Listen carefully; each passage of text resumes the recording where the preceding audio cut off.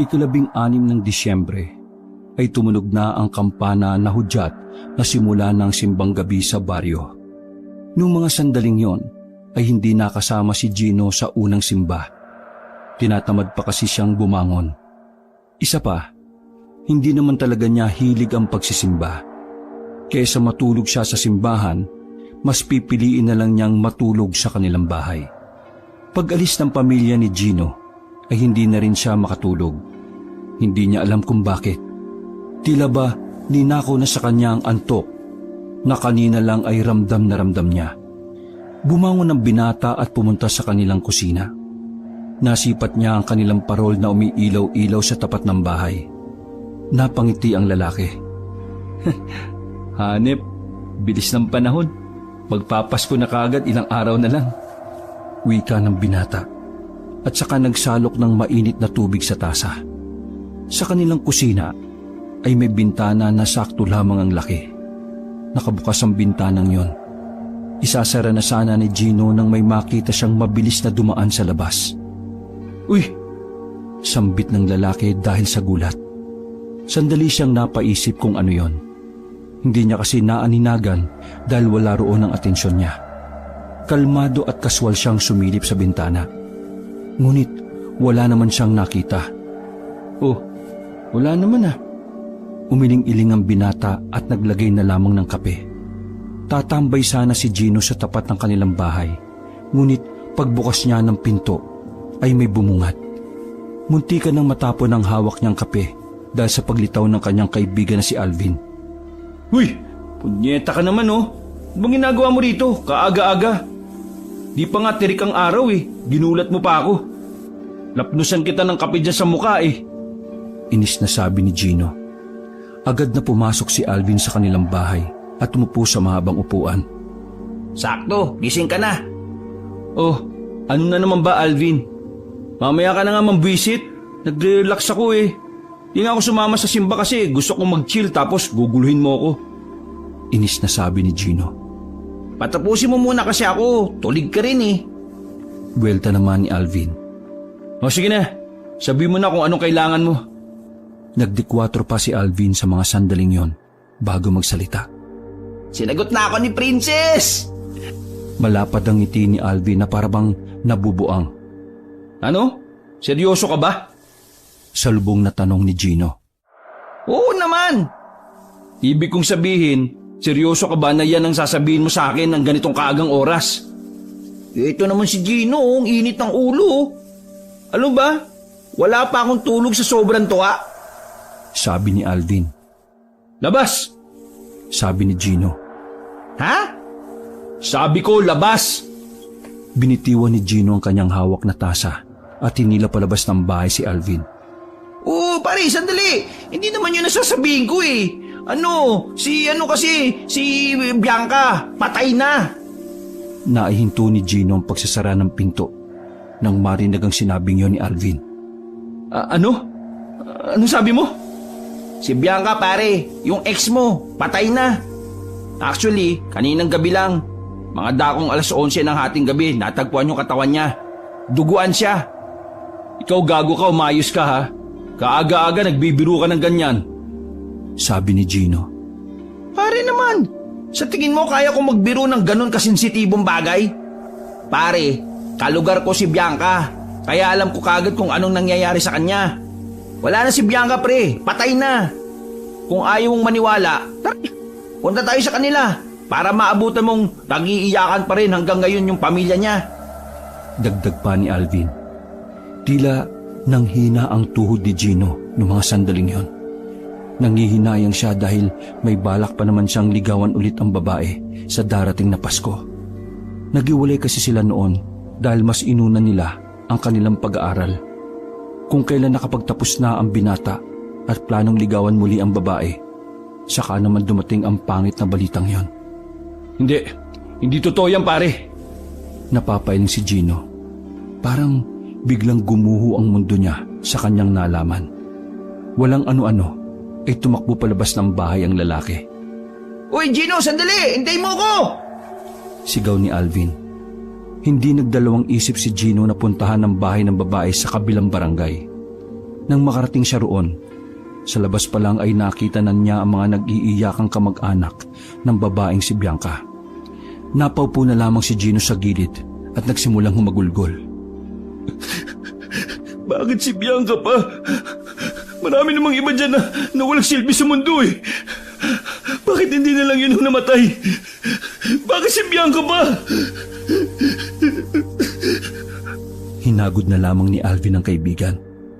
Lumipas sa mga sandali ay nahimasmasan at kumalma na rin si Gino. Dahil alas 5 pa lang naman ng umaga at bukas na ang paborito nilang kainan ng lugaw, dinala na muna ni Alvin si Gino roon. Alvin, may narinig ka bang pwedeng anggulo kung bakit pinatay si Bianca? May nakaaway ba siya? Tulala pa rin si Gino noong mga pagkakataong yon habang sila ay magkaharap sa lamesa. Ang pagkakarinig ko pre, sabi ng tatay ni Bianca, aswang daw ang pumatay kay Bianca. Pasintabi lang pre pero wakwak yung tiyan ng babae, yung ex mo.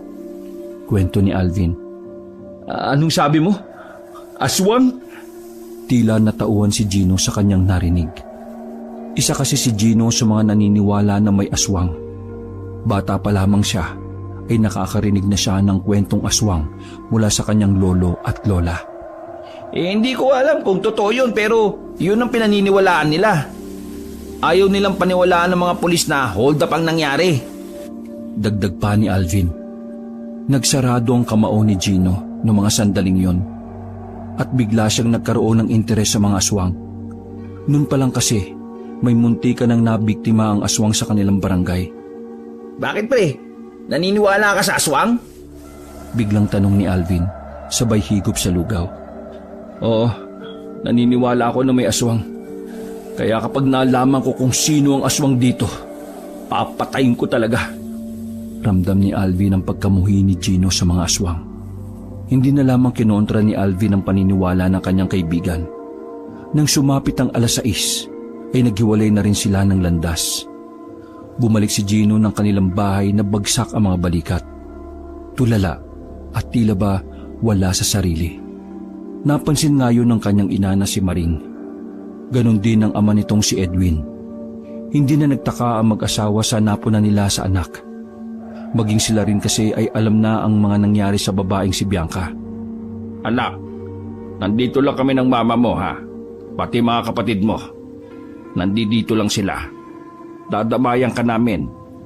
Huwag kang mahihiyang umiyak Wika ni Edwin kay Gino habang hawak ang balikat nito.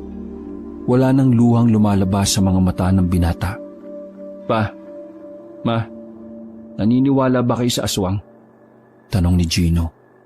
Bumuntong hininga si Edwin at sandaling tumingin sa asawa. Tinatanong mo ba yan kasi naniniwala ka na aswang ang pumatay kay Bianca? Wika ni Edwin at tinabihan ng anak sa upuan. Hindi nakapagsalita ang binata. Sa tuwing mababanggit ang pangalan ng babae ay nasasaktan siya. Sabi ni ina, totoo mga aswang. May isang aswang daw na babae noon na napalayas nila. Unang aswang daw yon dito sa buong probinsya ng Palawan. Pero hindi na raw nila yon nakita. Mula noon hanggang ngayon, wala naman nang namamataan na aswang.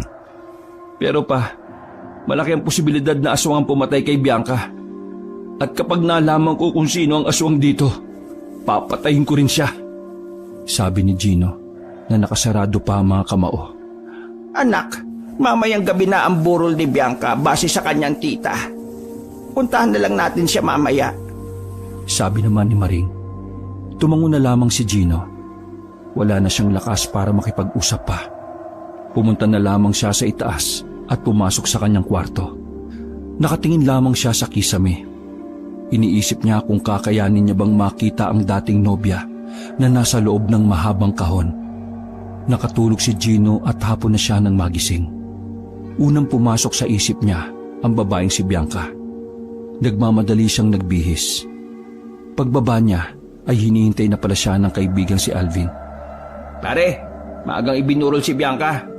Tara, samahan na kita. Sabi ni Alvin. Tumango na lamang si Gino. Hindi pa karamihan ang tao sa burol noong dumating sila roon. Nang makita ni Gino ang puting ataol na pinaliligiran ng mga bulaklak, dito na muling bumagsak ang kanyang mga luha. Nanginginig ang kanyang kamay. Nangihina ang kanyang tuhod. Nagsisisi siya sa kanyang sarili. Na kung alam niya lang na mangyayari yon, hindi na sana niya pinatagal pa ang pinaplanong panliligaw. Dahan-dahang lumapit si Gino sa kabaong. Sinilip niya ang babae sa loob. Mas lalong nanikip ang dibdib ni Gino nang masilayan ang halos hindi na makilalang mukha ng babae. Marami itong tahi sa mukha. Parang paulit-ulit na hiniwa yon. Kawawa naman si Bianca, no? Kabata-bata pa lang pero namatay na kagad. Ang sabi raw inatake ng aswang. Ha? Inatake ng aswang? Bakit? Buntis ba si Bianca? Di ba? Kakagraduate lang niya sa college? Narindi si Gino sa mga naririnig niyang boses ng mga chismoso at chismosa. Hinarap niya ang mga yon at saka pinagsalitaan. Pwede ba? Sa ibang lugar na kayo gumawa ng chismis? Igalang niyo naman ang burol ni Bianca, oh. Mas nga kayo dito? Pasigaw na wika ni Gino sa mga yon. Dali-dali namang umalis sa mga chismoso at chismosa. Lumapit naman si Alvin kay Gino. Uy, gagi ka. Bisita ng nanay ni Bianca yun, no? Pabulong na sabi ni Alvin.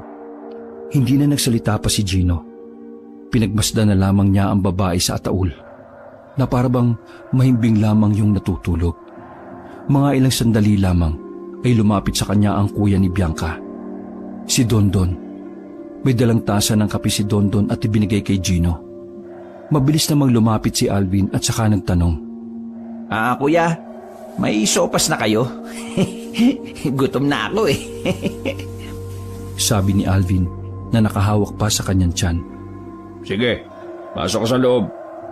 Wika ni Dondon na mahalataan ang lungkot sa tinig nito. Huminga ng malalim ang lalaki at tinapik sa balikat si Gino. Alam mo, nung nakaraan sabi sa akin ni Bianca, mahal ka pa raw niya eh. Panimula ni Dondon. Hindi naman maiwasan ni Gino na hindi mapangiti.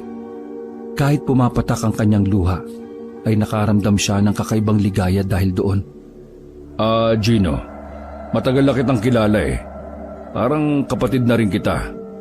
Kaya sasabihin ko na sa iyo ang totoong nangyari kay Bianca. Dagdag pa ni Dondon habang nakatingin sila kay Bianca. Totoong nangyari? Pabulong na sabi ni Gino. Gino, totoong pinatay si Bianca ng aswang.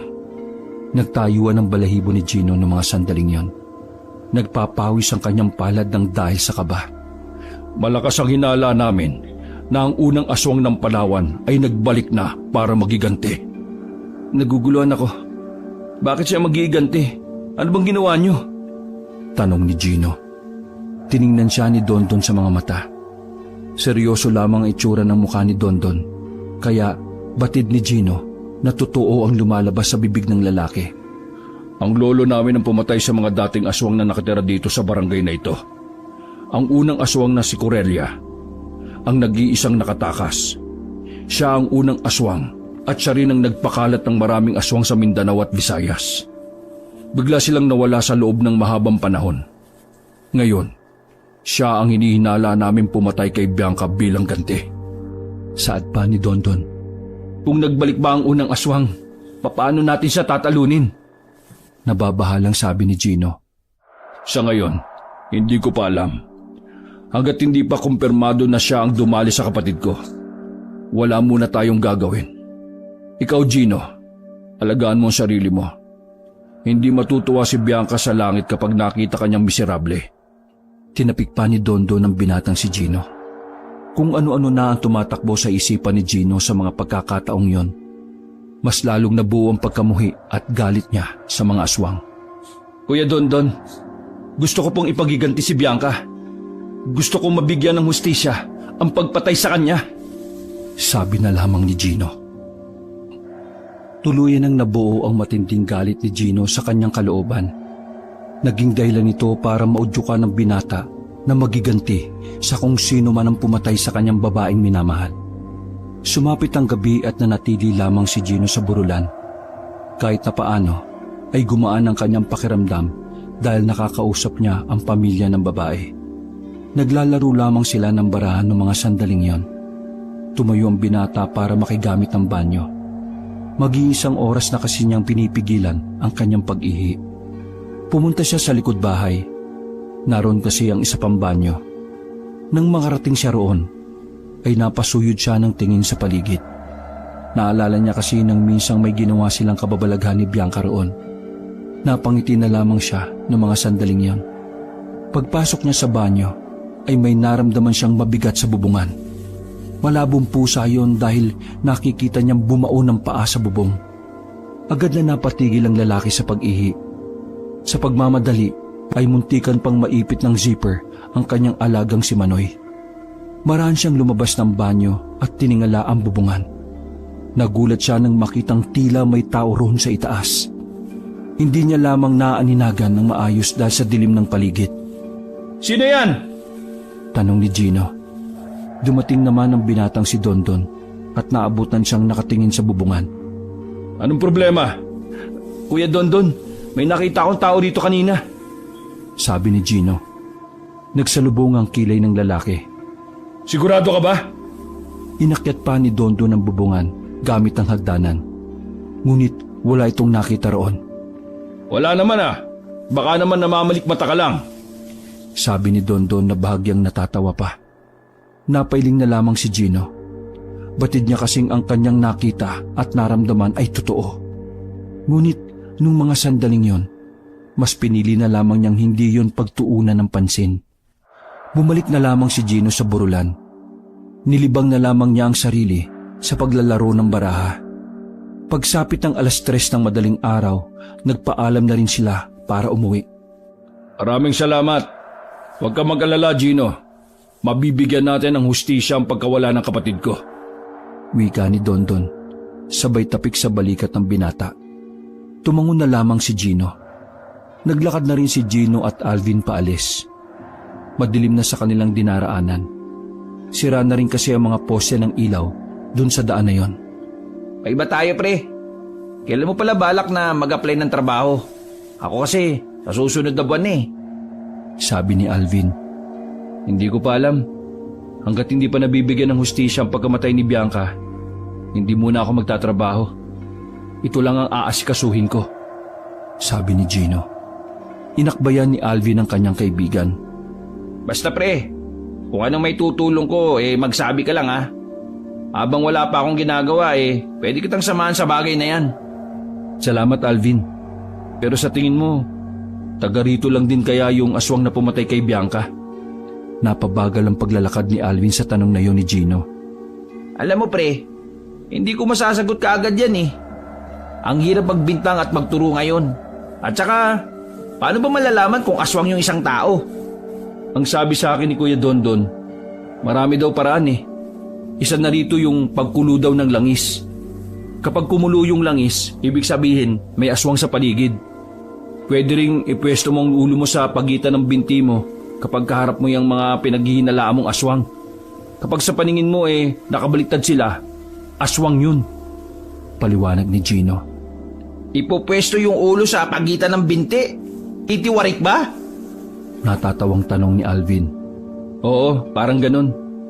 Biglang huminto si Alvin at tumarang sa harapan ng kaibigan. Ginawa nito ang sinabi ni Gino. Oh, anong ginagawa mo? Tanong ni Gino na salubong ang kilay. Tinitingnan ko kung aswang ka. Sabi ni Alvin. Uy, para kang tanga. Mais ka nga. Nauna nang naglakad si Gino noong mga sandaling yon at sumunod na lamang si Alvin. Dumaan pa ang ilang minuto ay nakarating na rin sila sa bahay nila Alvin. O pare, sige na. Dito na ako ha. Ingat ka sa pag-uwi mo. Sabi ni Alvin na nakipag-apir pa kay Gino. Salamat sa pagsama pre ha. O sige, uwi na rin ako. Tugon naman ni Gino.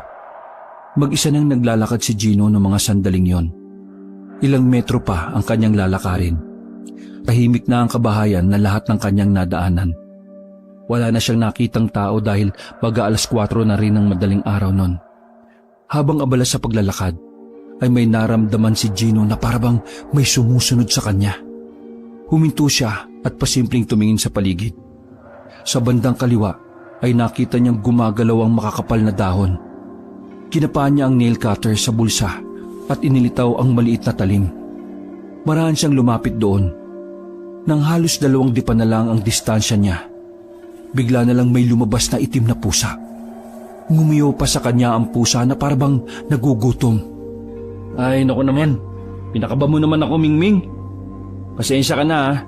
Wala akong dalang pagkain eh. Sa lamay nga lang ako nagapunan eh. Sa iba ka na lang humingi. Sabi ni Gino at nagpatuloy na rin sa paglalakad. Nanatili na lamang ang pusa sa kinatatayuan nito. Nakatingin kay Gino ang pusa habang siya ay papalayo. Kinabukasan, tirik na ang araw ng magising ang binata. Umalis ang kanyang mga magulang noong umagang iyon. Ang naiwan na lamang ay silang 3 ng kanyang mas nakababatang kapatid na kambal, si Anthony at Andrew. Paglabas ni Gino ng kanyang silid, naabutan niya sa tapat ng kanilang bahay na may nilalarong pusa ang kanyang kambal na kapatid. Uy, saan nyo nakuha yung itim na... sandali. Yan yung pusa kaninang madaling araw ah. Wika ng binata at kinuha ang pusa. Nakita lang namin yan dito sa bakuran natin na nakatingin sa pintuan. Gutom po yata siya, kuya eh. Wika ng batang si Anthony. Kuya! Paulit-ulit na kumakalabit si Andrew kay Gino. Uy, ano ba? Yan pusa! Gago yan! Sabi ni Andrew. Ikaw, Andrew, yung bunganga mo ha. Baliw ka ba? Kutungan kita dyan eh. Ilabas nyo na nga itong pusang to. Hindi tayo pwede mag-alaga ng pusa kung itim. Sige na, labas nyo na.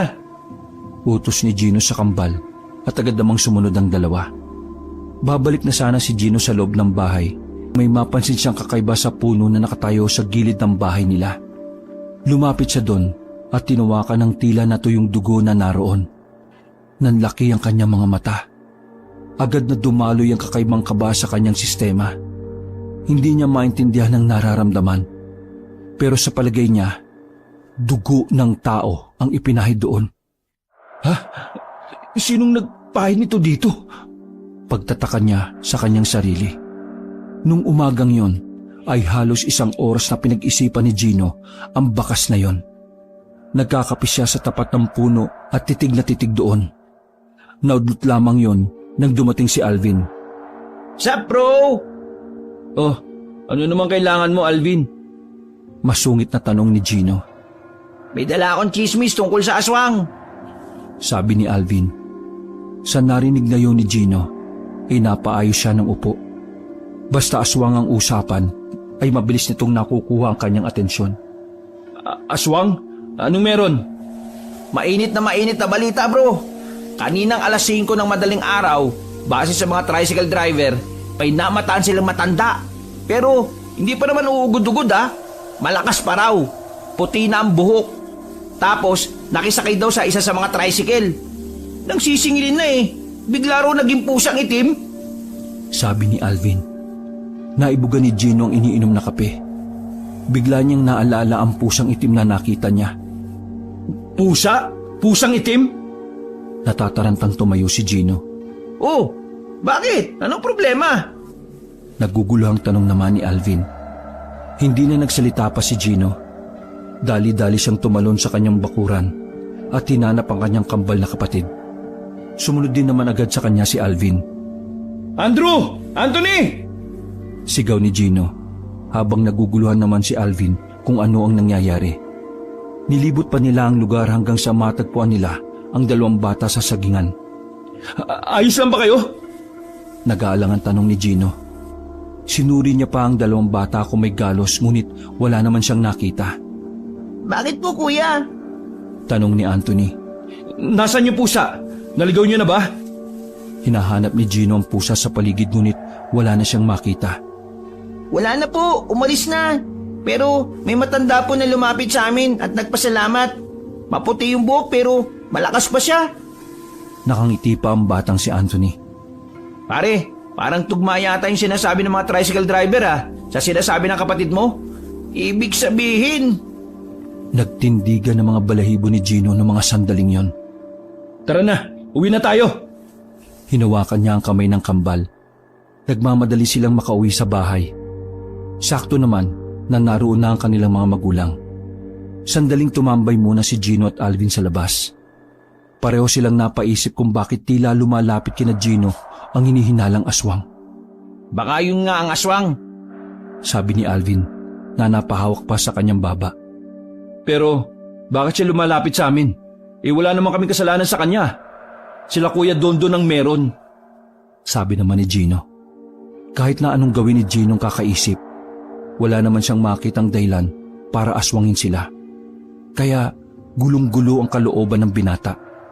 Kinagabihan, nag-ipit na si Gino ng bala ng baril sa kanyang tagiliran. Base kasi sa tatay ni Alvin, mabisang pangontra yon sa mga aswang. Nakabili na rin sila ng langis na nanggaling pa sa bayan. Habang naglalakad silang dalawa ni Alvin patungo sa burol ni Bianca, nakasalubong nila ang maraming kalalakihan na may mga dalang 2x2 at sulo. Manong, anong meron? Tanong ni Alvin sa lalaking hinarang niya. May namatang aswang sa bakanting lote. Sagot ng lalaki.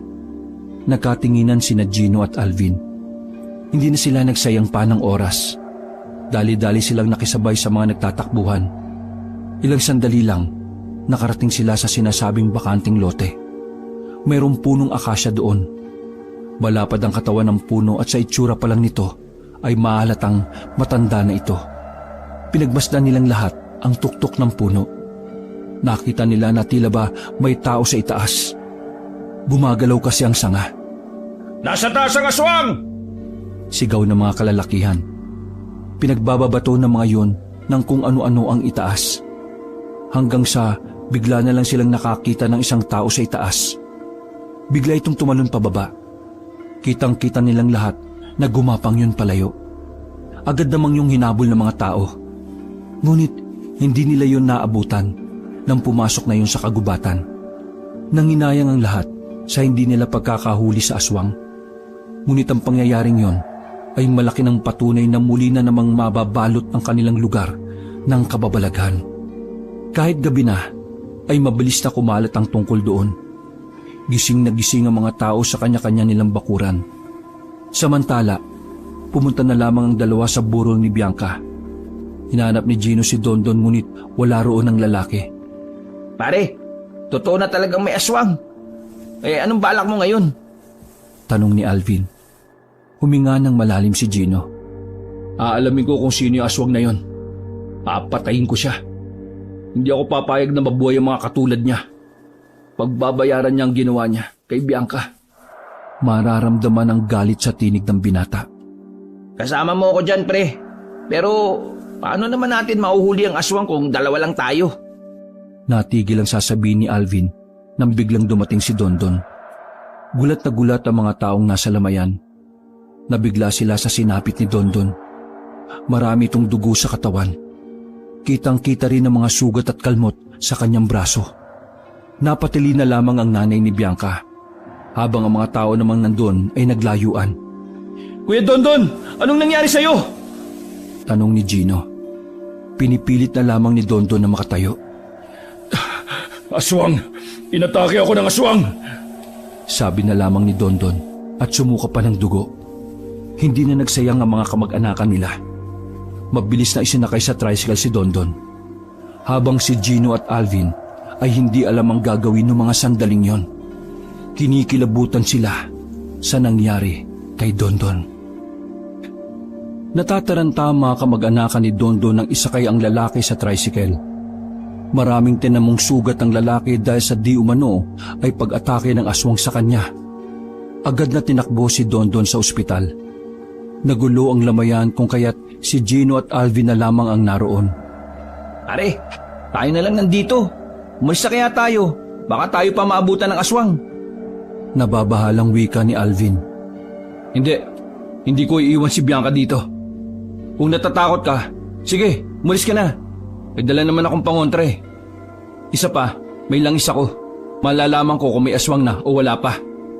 Sabi naman ni Gino. Napailamos na lamang sa mukha si Alvin. Kahit na nababahala na siya sa maaaring mangyari, hindi niya pa rin kayang sikmurain na iwan ang kanyang kaibigan. Hindi, ito na lang din ako. Sasamahan kita. Bahala na kung may aswang. Baka mamaya kapag ikaw ang namatay, multuhin mo pa ako. Palingon-lingon na wika ni Alvin. Dinukot ni Gino ang langis sa kanyang bulsa. Makailang ulit niyang tiningnan ang langis na yon. Ngunit hindi yon kumukulo. Umupo na lamang sila sa tabi ng kabaong ng babae. Hindi mapakali ang kanilang mga mata, kakatingin sa labas ng bakuran. Binabantayan nila ang madidilim na parte ng lugar. Pare, nararamdaman mo ba yung nararamdaman ko? Tanong ni Alvin. Hanggat hindi pa kumukulo ang langis, ibig sabihin, wala pang aswang. Kaya huwag mong pansinin yung nararamdaman mo. Bigkas naman ni Gino. Pare, may nararamdaman akong nakatingin sa atin Tingnan mo sa likuran ko. Tingnan mo nga, may tao ba? Ano ba kasing... Ha? Napako ang tingin ni Gino sa labas ng bakuran. May nakatayo roong matanda na puti na ang buhok. Diretso pa ang tayo nito kung kaya't batid ni Gino na malakas pa yon. Nakasuot ang matanda ng kulay itim at mahabang kasuotan. Sino po kayo? Tanong ni Gino. Ngunit nakangiti lang ang matanda. Hindi na ito nagpaalam. Diretso itong pumasok sa bakuran. Nung mga sandaling yon, ay hindi na nakatayo ang magkaibigan. Pinagmasdan na lamang nila ang matandang makalapit sa harapan ng kabaong. Nanay, sino kayo? Si Alvin naman ang nagtanong. Tumingin sa kanila ang matanda. Ngumiti ito ng malapad. Ngunit ang ngiting yon ay iba ang dulot na takot sa kalooban nilang dalawa. Kawawa naman ang dalagang ito. Kabata-bata pa maaga nang nawala sa mundo. Sabi ng matanda. Dumistansya ang magkaibigan.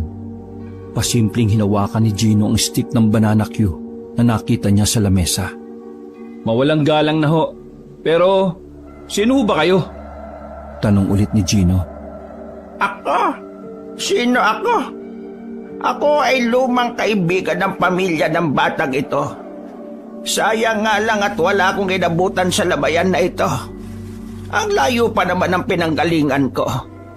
Ang ibig ko pong sabihin, ano pong pangalan ninyo? Sabi pa ni Gino. Siniko ni Alvin ang kanyang kaibigan at bumulong. Pare, ayan yata yung matandang sinasabi ng kapatid mo at mga tricycle driver. Baka aswang yan. Pabulong na sabi ni Alvin. Dahan-dahang sinilip ni Gino ang langis sa kanyang bulsa. Ngunit pagtingin niya ay hindi naman yung kumukulo. Nagtataka si Gino noong mga sandaling yon. May iba kasi siyang nararamdaman sa matanda. Ngunit sinasabi naman ng langis na hindi aswang ang kanilang kaharap. Iniisip niyo ba na ako ay isang aswang? Tanong na matanda. Lumakas ang kabog ng dibdib ng dalawa. Pinagpawisan sila ng malamig nung mga sandaling yon. Hindi po. Ba't niyo naman po nasabi yan? Pagkakailan na lamang ni Gino. Hindi sumagot ang matanda. Hinaplos ng matanda ang salamin ng kabaong ni Bianca at saka nagsalita. Sa susunod, kuya mo naman ang dadalawin ko rito. Sabi na lamang na matanda. Napahigpit ang hawak ni Gino sa stick.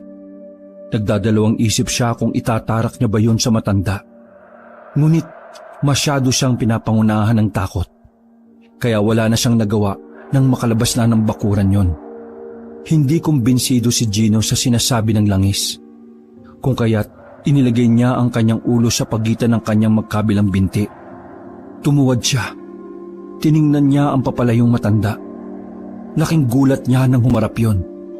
Sa pagkakataon na yon, nakita niya na iba ang mukha ng matanda. Nakakatakot at mahaba pa ang dila. Ay, hayop! Tanging sambit ni Gino. Bakit pre? Aswang ba siya? Nauutal na sabi ni Alvin. Oo, aswang siya!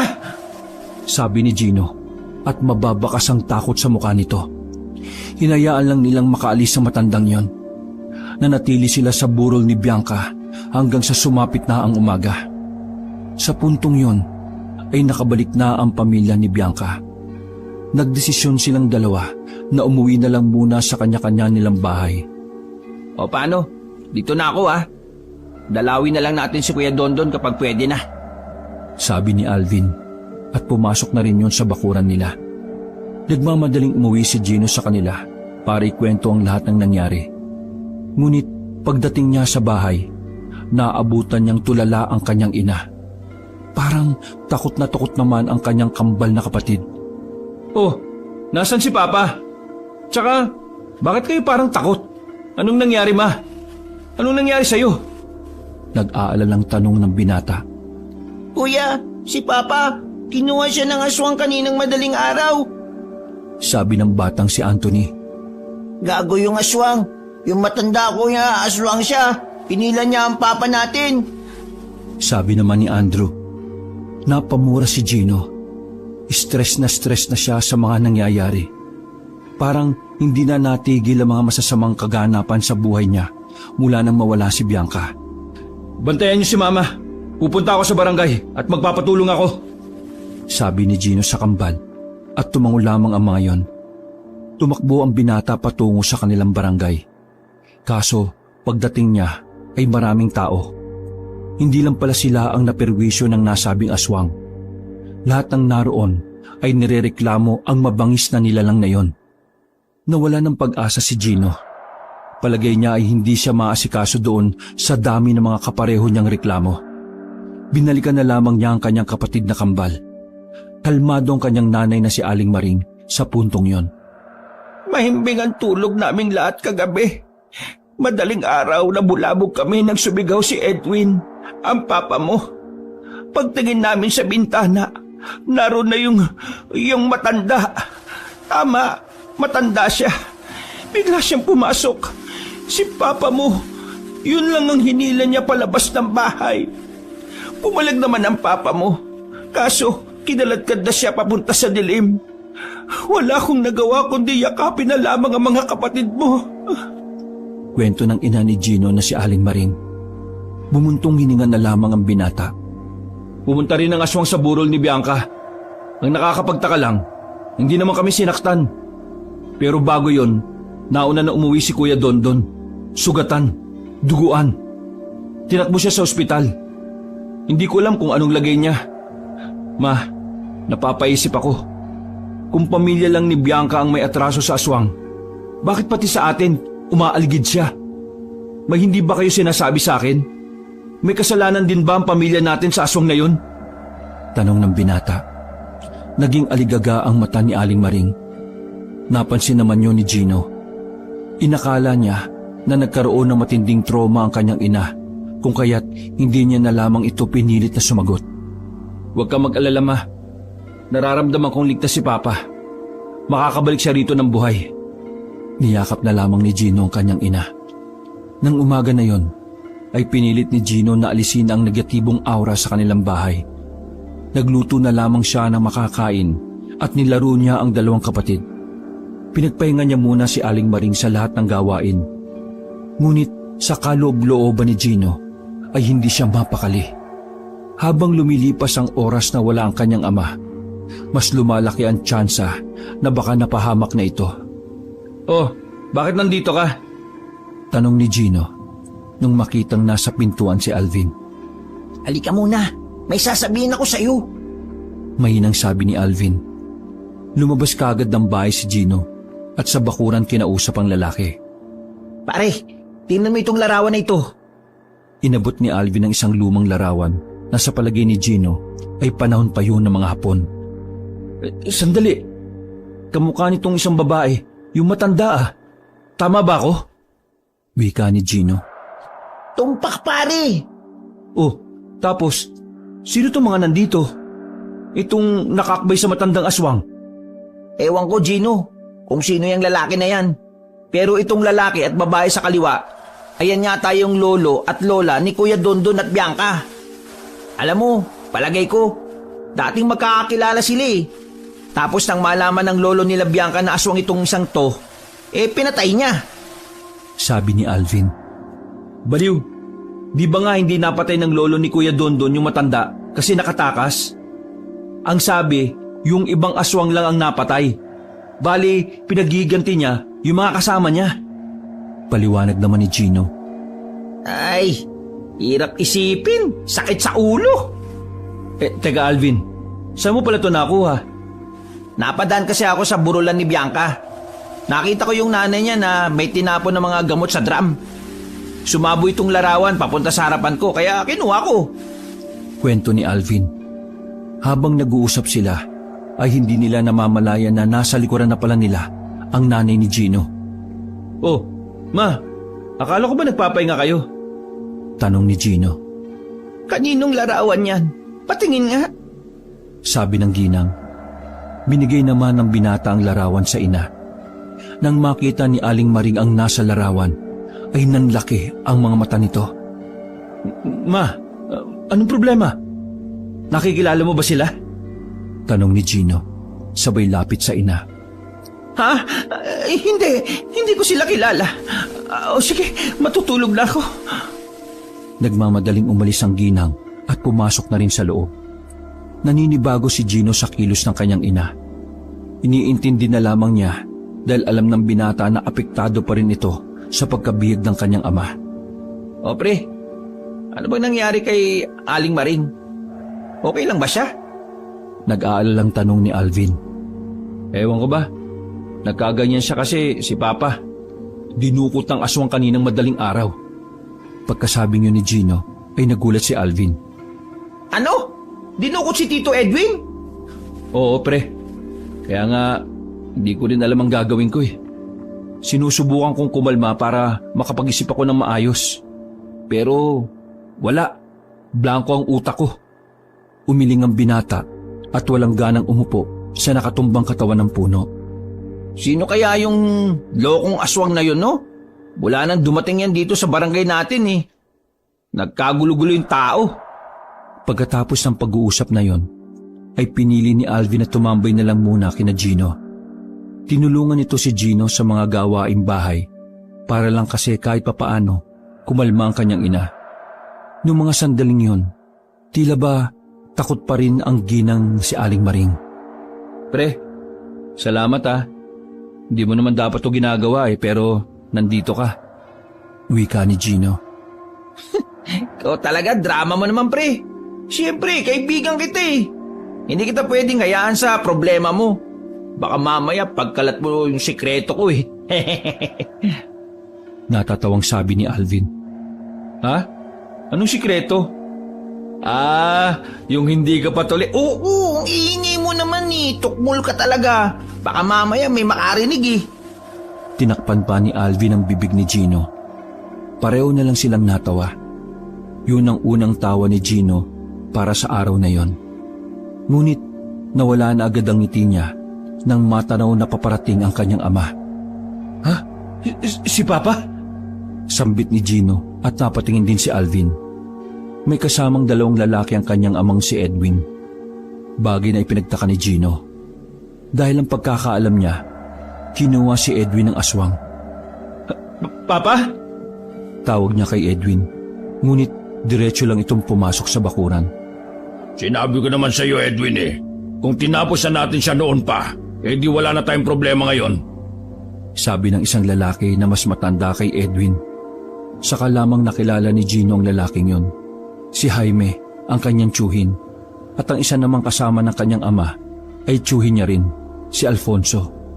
Hindi maintindihan ni Gino kung ano ang pinag-uusapan ng mga yon. Basta ang alam lamang ni Gino, nung mga sandaling yon ay meron siyang hindi nalalaman. Kung noon palang tinapos na natin si Mama, di sana wala na tayong problema ngayon. Rinig ni Gino na sabi ng kanyang tiyuhin na si Jaime. Naririnig mo bang sarili mo? Nanay natin yon. Kahit na ano pa siya, nanay pa rin natin siya kahit na anong mangyari. Buwelta naman ng ama ni Gino na si Edwin. Baliw ka ba? Hindi normal si Mama. Alam natin pareho yan noon pa man. Kita mo nga, muntikan ka nang mapahamak. Kung hindi ka nga namin nailigtas ni Alfonso, malamang sa malamang wala ka na. Kuya Jaime, hindi ako sasaktan ni Mama. Kinuha niya lang ako dahil may gusto siyang sabihin. Tugon pa ni Edwin. Bahala ka sa buhay mo. Kung ayaw mo makinig sa akin, bahala ka. Basta ito lang sasabihin ko sa iyo. Si Mama ay wala na sa pag-iisip niya. Hindi na utak ng tao ang meron siya. Utak na ng isang halimaw. Seryosong sabi ni Jaime. At saka Umalis na rin ito ng kanilang bakuran. Napabugan na lamang na ang hangin ng lalaking si Edwin. Nakalimutan nito na kanina pa pala nakikinig ang kanyang anak na si Gino at kasama pa nito ang kaibigang si Alvin. Pa, anong ibig sabihin ng mga narinig ko? Hindi pangkaraniwan si Lola? Akala ko ba, bata pa lang ako patay na ang lola ko? Tanong ni Gino at agad din namang napalingon si Edwin. Ikinagulat nito ang tanong na yon ng kanyang anak. Gino, nandito ka pala. Kanina ka pa ba dyan? Nauutal na wika ng ama. Oo pa, at narinig ko ang lahat ng sinabi ni Tio Jaime. Pa, ano ba talaga meron? Ano yung mga narinig ko? At saka, di ba, biniyag ka ng aswang? Napayuko ang lalaking si Edwin. Sa kanyang palagay ay panahon na para malaman ni Gino ang katotohanan. Oo anak, binihag ako ng aswang. Pero alam na kasi ng mga kapatid ko na mangyayari yon. Kaya pinuntahan nila ako sa lugar kung saan madalas namamalagi ang aswang. Nailigtas nila ako. Madali nila akong nabawi sa aswang kasi ang lola mo ang aswang. Siya ang aswang na nanggugulo ngayon. Biglang uminit ang mukha ni Gino. Sandali siyang natameme sa kanyang narinig. Dahil sa gulat ay muling lumakas ang kanyang kaba. Ayaw niya sanang maniwala sa sinabi ng kanyang ama. Ngunit ang maiyak-iyak at nababahalang mukha ng kanyang tatay ay siyang nagpatunay ng katotohanan. Seryoso ka ba pa? Gino, anak, ang lola mo ang sinasabing unang aswang dito sa Palawang. Ang lola mo ang sinasabing unang aswang dito sa Palawan. Kaming magkakapatid lang ang nakakalam nun at ang tatay namin. Siya si Corelia. Kalokohan! Puro kalokohan niya sinasabi niyo. Paano magiging si Lola ang unang aswang? Di ba sinabi mo na matagal na siyang patay? At saka, wala naman tayong lahing aswang ah. Pagpupumilit pa ni Gino. Wala tayong lahing aswang. Oo, tama ka. Kahit ang lola Corella mo ay simple at normal na tao lang siya noon. Pero nayanggaw siya ng dating nobyo ng lola ni Dondon. Yun ang dahilan kung bakit galit na galit ang lola mo sa kanila. Kasi kung di dahil sa lola ni Dondon, hindi naman magiging aswang ang lola mo. Mula noon ay gumawa ang lola mo ng paraan para magparami. Siya ang nagdulot ng kaguluhan dito noon bago pa siya mapuksa. Aswang si Lola kung ganun? Tapos wala ka man lang sinasabi sa akin? Nagpanggap ka na walang alam? Paano mo natisang isipin na wala lang ang lahat ng yun? Kayong si Lola palang pumatay sa babaeng minamahal ko. Ano? Sabihin mo! Galit na sabi ni Gino. Inawat na siya ni Alvin at lumabas na rin ng bahay ang ginang na si Aling Maring. Patawarin mo ako anak. Hindi ko ginustong itago sa iyong katotohanan. Naghihintay lang ako ng tamang pagkakataon. Maniwala ka! Sabi ni Edwin. Kahit na ano pang sabihin mo, pinatay pa rin ni Lola si Bianca. Sinaktan niya si Kuya Dondon na ngayon ay critical na ang buhay. Tama naman si Tio Jaime. Tama naman na dapat patayin na si Lola. Hindi na siya normal. Kampon na siya ng kadiliman. Sumisigaw na si Gino noong mga sandaling yon. Kaya naririnig yon ng mga kalapit na bahay nila. Pre, inaan mo yung boses mo. Kapag narinig ng iba ang pinag-uusapan nyo, pare-pareho kayong malalagay sa alanganin. Pabulong na wika ni Alvin. Anak, sige na. Patawarin mo na kami. Kapakanan mo lang naman ang iniisip namin. Sabat naman ng ginang ni si Aling Maring. Umiling-iling si Gino. Isa ka pa ma. Niloko mo rin ako. Sabi ni Gino. Naglakad na ito paalis at sinundan naman yon ni Alvin. Mabilis ang lakad ni Gino kahit hindi nito alam kung saan ang destinasyon. Pre, sandali! Sabi ni Alvin na bahagyang hinihingal pa. Pre, pwede ba? Sa inyo muna ako. Hindi ko kinakaya yung mga nalalaman ko eh. Baka kung ano pa yung magawa ko. Sabi naman ni Gino at bumuntong hininga na lamang. Wala namang problema pre. Pero, anong gagawin mo ngayon? Lola mo pala yung aswang. Napapailing na lamang na sabi ni Alvin. Maging ito rin kasi ay nabigla sa lahat ng revelasyon. Huminga ng malalim ang binata. Kahit nalaman niya kung sino ang aswang, wala pa rin nagbago sa nauna niyang sinabi sa sarili. Buo na ang kanyang kalooban. Kahit na anong mangyari, ipaghihiganti niya ang namayapang minahal na babae. Papatayin niya ang kanyang lola. Yun ang kanyang pinakapinaplano sa mga sandaling yon. Ganun pa rin, pre. Wala akong pakialam kung sino yung aswang. Papatayin ko siya. Pero pare, lola mo yun eh. Ayos ka lang ba dun? Alvin, pinatay niya si Bianca. Critical si Kuya Dondon. Sino pang masasaktan at mawawala kung hindi siya mapipigilan? Sabi ni Gino. Ramdam na ramdam ang puot at galit sa kanyang tinig. Ikaw bahala pre. Ang akin lang naman iniisip ko yung nararamdaman mo. Masyado nang magulot, komplikado ang lahat. Tinapik pa ni Alvin si Gino sa balikat. Tatapusin ko ito. Pinapangako ko yan. May paninindigang sabi ni Gino. Tulad ng napag-usapan, tumambay muna si Gino sa bahay nila Alvin. Nasa tapat lang sila ng pintuan habang tumutungga ng kape. Tahimik lang ang dalawa. Hanggang sa mga sandaling yon, ay iniisip pa rin ni Gino kung bakit humantong ang lahat sa ganon. Makalipas lang ang halos 1 oras, nagaya na si Alvin na matulog. Papasok na sana sila sa bahay nang makarinig sila ng mga yabag ng mga tao. Sumilip sila sa labas ng bakuran. Dumaan sa kanilang harapan ang mga residente na may mga dalang mga pamalo, mga sulo, mga itak at kung ano-ano pang maaaring gawing armas. Mukhang tutugisin na nila si Lola. Pabulong na sabi ni Gino. Ngunit iba pala ang kanyang hinala. Nanlaki ang kanyang mga mata nang marinig ang sigaw ng isang lalaki na naroon. Unahin si Edwin! Nilagaan niya ang nanay niyang aswang, si Corelia! Ang unang aswang! Nagsigawan pa ang mga tao. Pare, narinig ata nila yung usapan niyo ng papa mo eh.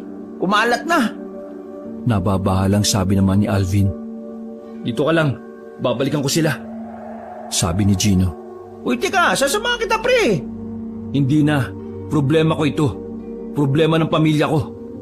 Kaya lulutasin ko ito na mag-isa. Uy, bugo ka ba? Hindi mo kakayanin na mag-isa yan. Ang dami-dami nila. Sasamahan kita. Kahit na sumama ka, mas marami pa rin sila, no? 2 lang tayo. Sabi naman ni Gino. Ang malaga, kasama mo ko, di ba? Tara na. Hinila na ni Alvin si Gino at sa kabilang daan sila dumaan para mas mabilis.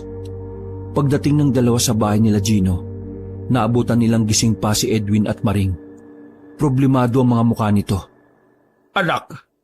Sambit ni Edwin, ngunit sa ibang direksyon nakatingin si Gino. Tito, kailangan na po nating umalis dito.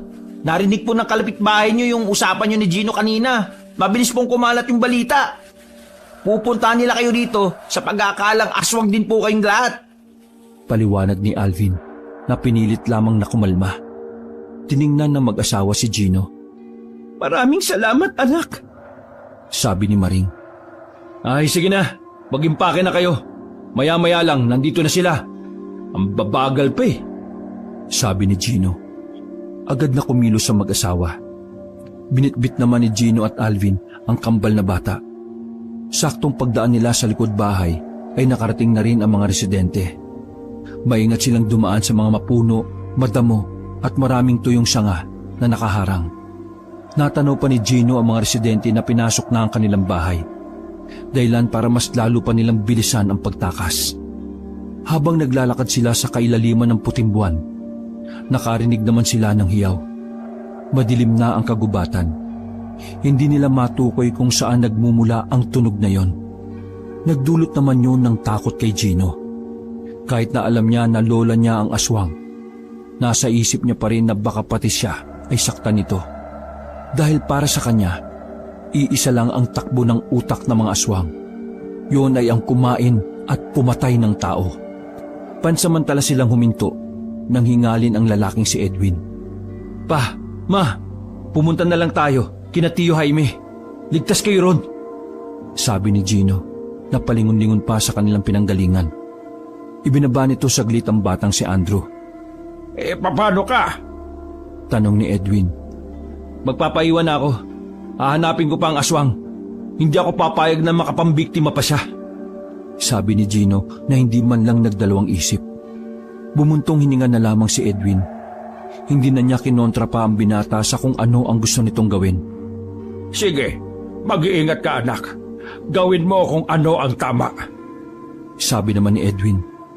Matapos magpahinga, ay nauna nang umalis ang mga magulang ni Gino kasamang dalawang bata. Nagpaiwan si Gino at Alvin sa kanilang kinalalagyan. Sigurado ka bang ayos lang sila? Tanong ni Alvin. Hindi naman sila sasaktan ni Lola eh. Ang mahalaga ngayon, natakasan na nila yung mga residente. Paano? Saan tayo ngayon, pre? Babalik tayo sa barangay ninyo, Alvin. Tsaka ko, napupunta doon sila Lola para ipagpatuloy ang pagiganti niya. Nanganganib ang buhay ng pamilya ni Bianca. Tumangon na lamang si Alvin.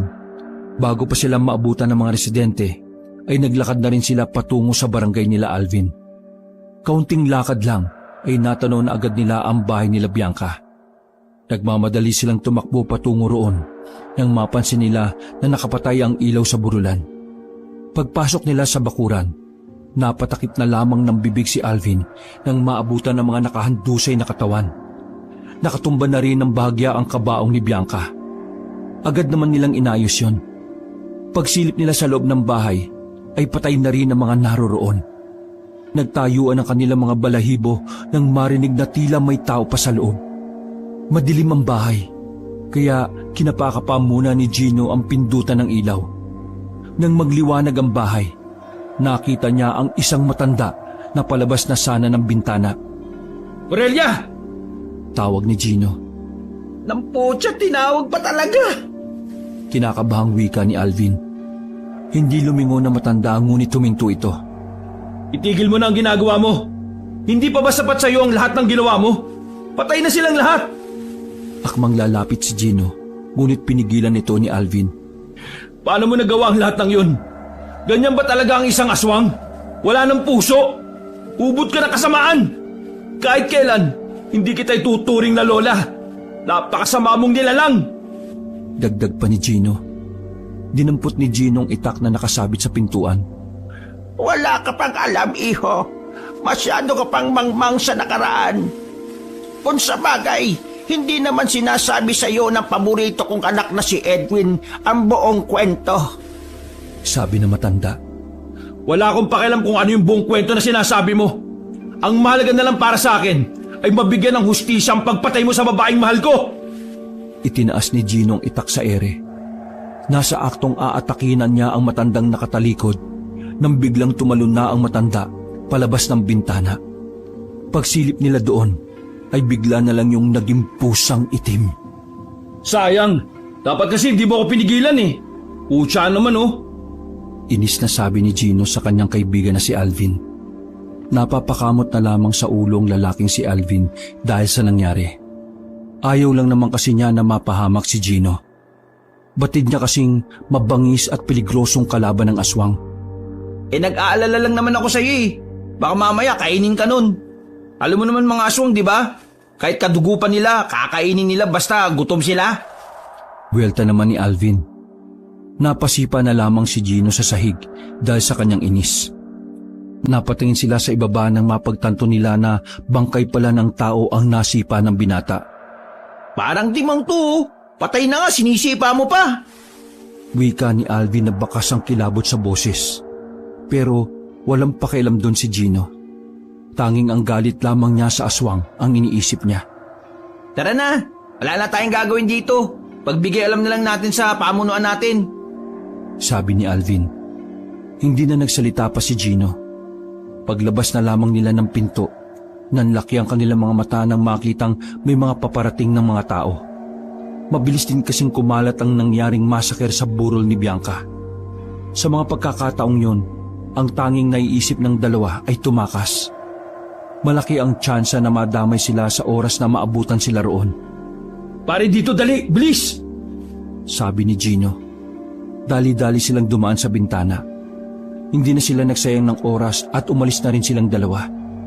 Habang naglalakad sa gilid ng kalsada, ay napatigil si Gino sa paglalakad. . Bigla kasing sumagi sa isipan niya ang lalaking si Dondon. Kinabahan si Gino nang maisip na baka yun na ang isunod ng kanyang lola na aswang. Si Kuya Dondon. Nasa panganib ng buhay ni Kuya Dondon. Anong gagawin natin? Pupunta tayo sa bayan? Tanong ni Alvin. Oo, kailangan ni Kuya Dondon ng kasama. Kasi kung hindi, baka isunod siya ni Lola. Siya na lang kasi ang natitirang buhay sa pamilya nila eh. Gino naman, gabing-gabi na Paano tayo makakarating ng bayan kung wala naman tayo masasakyan? Anong gusto mo? Ayaw na lang natin siyang mapatay ng lola kong salot? Napailamos na lamang si Gino ng kanyang mukha. Tensyonado na naman siya dahil sa mga posibleng mangyari. Ubalma ka nga. Kapag iniisip mo yan, mangyayari talaga yan eh. Sabi na lamang ni Alvin. Ngunit nung mga sandaling yon ay hindi talaga matahimik ang kalooban ni Gino. Binilisan niya ang paglalakad para makarating agad siya ng sakayan. Ngunit pagdating nila doon ay wala ng mga nakapilang tricycle. Hindi rin naman siya makabalik sa kanilang barangay dahil sa banta ng mga residente. Malas naman buhay to. Kung kailan kailangan na masasakyan, saka pa sila nawala. Nagmamaktol na wika ni Gino.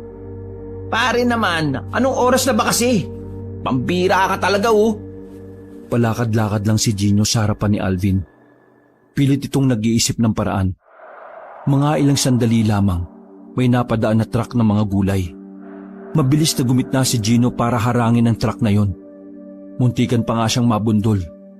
Buti na lang, nakapagpreno agad ang driver. Hoy, baliw ka ba?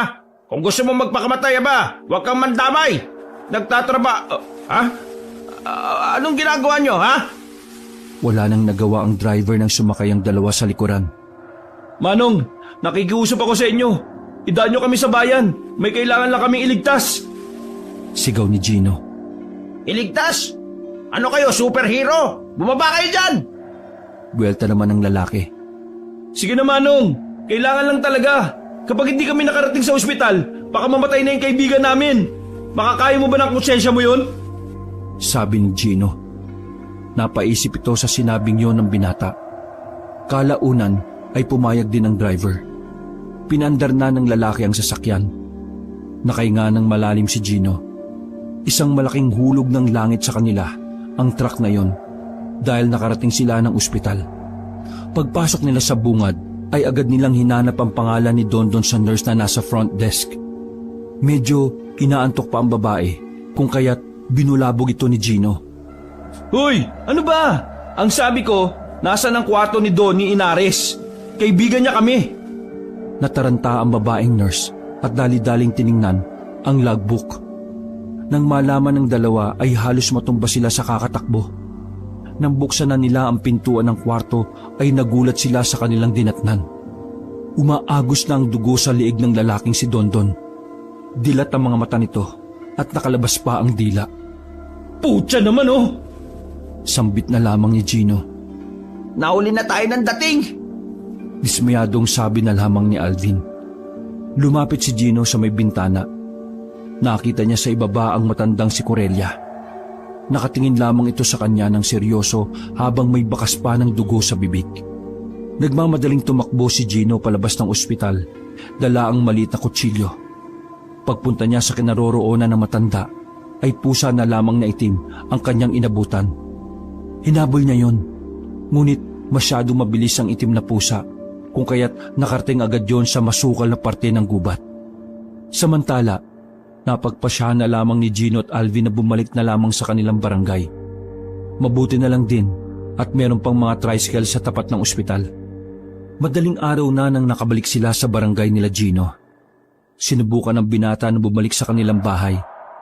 Nasa labas pa lamang sila ay natatanaw na ni Gino na tila may tao sa loob. Napansin kasi nilang dalawa na merong nagbukas ng ilaw. Alvin, akin ang posporo at gas mo. Nadala mo ba? Tanong ni Gino habang nakatayo sila sa tapat. Nagmamadaling kinuha ni Alvin ang mga nabanggit na gamit sa kanyang bag na kanina pa niya dala-dala. Lumapit sila sa bahay at pagkasilip nila sa loob, nakita nila ang matanda doon. Hawak-hawak nito ang larawan ng kanyang amang si Edwin. Ang lakas din naman ng loob mo na magpunta pa rito? Sabi ni Gino. Pre, kalma ka lang. Kapag ikaw pinatulan niyan, tanggal ang ulo mo.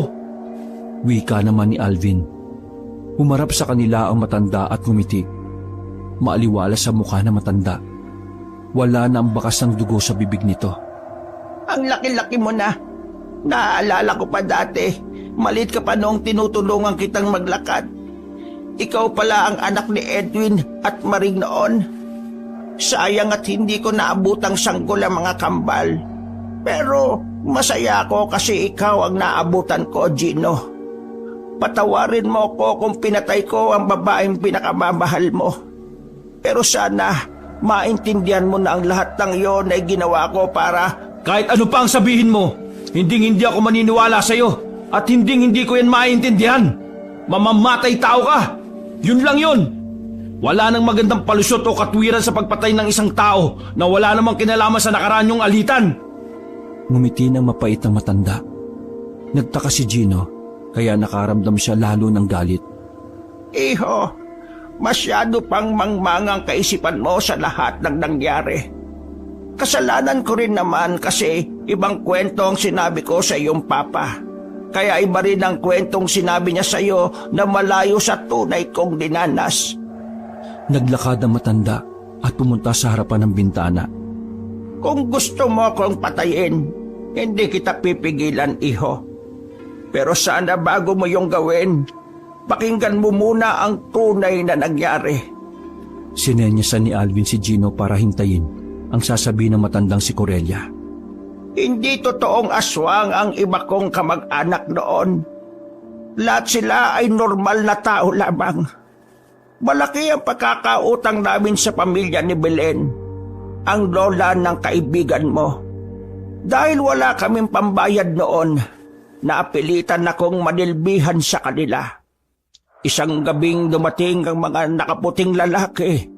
Mga dayuhan sila galing sa Amerika. Mga doktor na bihasa.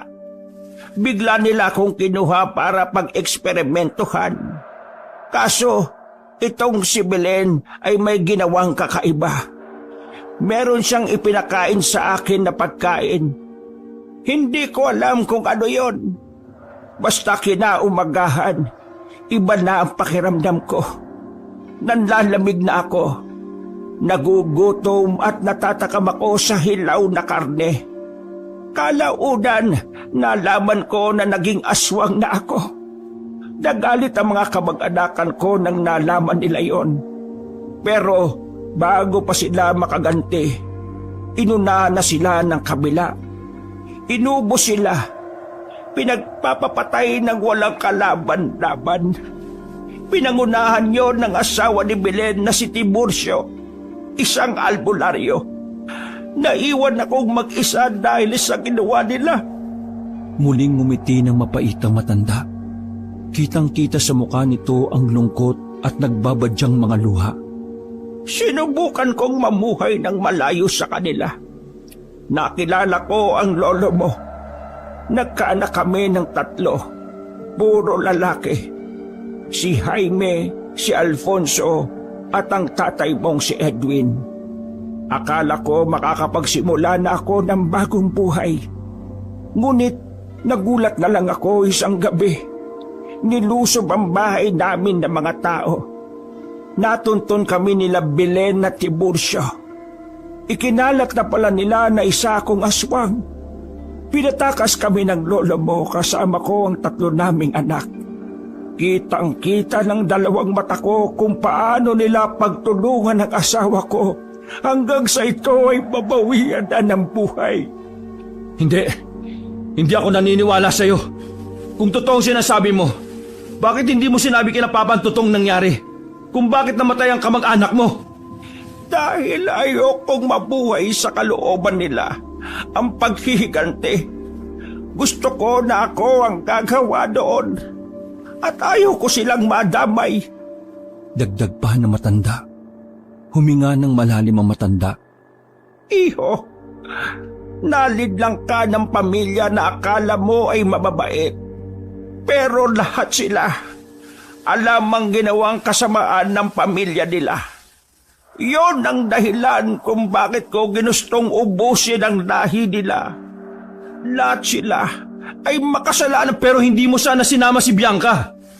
Alam din ng mahal mong babae ang madilim na sikreto ng kanilang pamilya. Ngunit wala siyang ginawa para itama yon.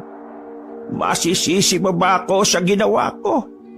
Alam kong pati siya ay pinagtatakpan lang din niya ang kanyang angkan. Umiling-iling si Gino. Hindi kita pipilitin na maliwala, iho. Ang akin lang ay... Hindi na nakapagsalita pa ang matanda nang biglang may tumusok na palaso sa kaliwang dibdib nito. Pagsilip nila sa labas, nagtitipo na roon ng mga tao. Nasa loob ang aswang! Patayin! Sigaw ng mga tao. Ang bira naman tong mga taong to. Parang mga langaw. Kung saan ang tayo, nandun sila. Sabi na lang ni Alvin.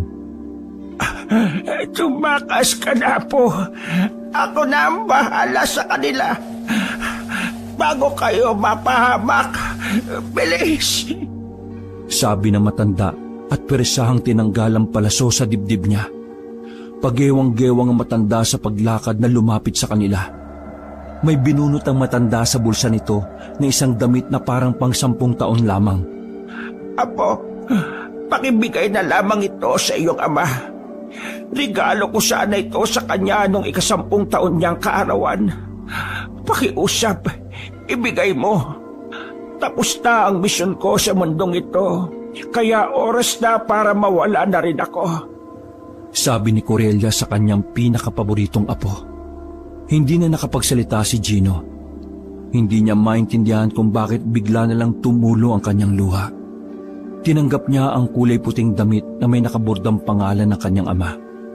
Mga ilang sandali lang ay nagbago na ng anyo ang matanda. Pumangit ang mukha nito at tumaba na rin ang dila at mga kuko. Aswang man ito ay nanghihina na rin dahil sa sugat sa dibdib. Nung mga sandaling yon, alam na ni Gino na yun na ang huling sandali ng matanda sa mundo. Ibibigay ko po ito kay Papa. Sabi na lamang ni Gino. Tumingin at tumango lang sa kanya ang matanda. Umalis na rin sina Gino at Alvin doon. Nakita nila na pinagtulungan ng mga residente si Corellia sa mismong bahay na yon.